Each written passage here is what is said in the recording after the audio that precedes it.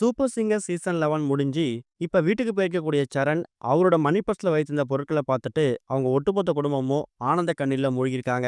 அது ஏன் அப்படிங்கிற விவரத்த தான் இந்த வீடியோல பார்க்க போறோம். நிக்கில் வந்து சூப்பர் சிங்கர் சீசன் 11ஓட டைட்டில வின் பண்ணியிருந்தாலும், சரணுக்கு வரக்கூடிய ஆதரவு நிக்கில விட அதிகப்படியா இருக்கு. காரணம் என்னன்னா, நிக்கில் தான் வந்து டைட்டில வின் பண்ணுவார் அப்படிங்கிறத ஏற்கனவே மக்கள் முடிவு பண்ணியிருக்காங்க. இருந்தாலும் சரணுக்கு வந்து எக்கச்சக்கமான சப்போர்ட் கிடைச்சிருக்கு. ஜட்ஜஸா இருக்கட்டும், வரக்கூடிய சீஃப் கெஸ்ட்டா இருக்கட்டும், இவங்க எல்லாருமே சரண் பாடக்கூடிய பாட்ட பார்த்துட்டு மெய்மறந்து போயிடுவாங்க.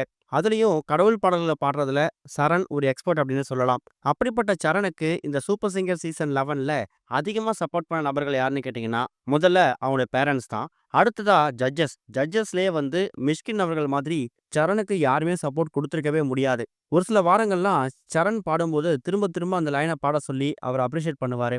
இன்னொரு வாரம் தான் பொண்ணு சம்பாதிச்சு போட்டுவிட்ட ஒரு மோதிரத்த தன்னோட கையாலேயே எடுத்து சரணுக்கு போட்டு விட்டாரு.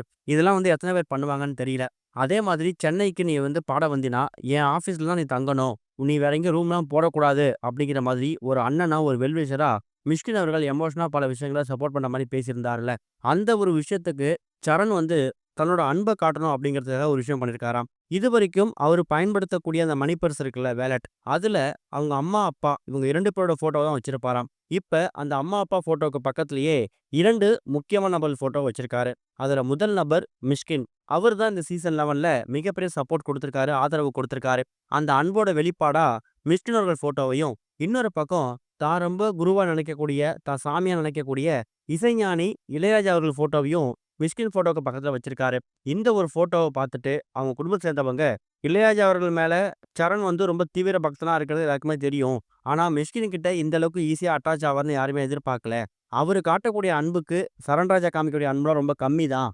அந்த அளவுக்கு மிஷ்கின் ரொம்ப எமோஷனலா பல விஷயங்கள சப்போர்ட்டா இருந்திருக்காரு அப்படிங்கிற மாதிரி அவங்க ஃபேமிலி சேர்ந்தவங்க இப்ப எமோஷனலா ஃபீல் பண்ண ஆரம்பிச்சிருக்காங்க.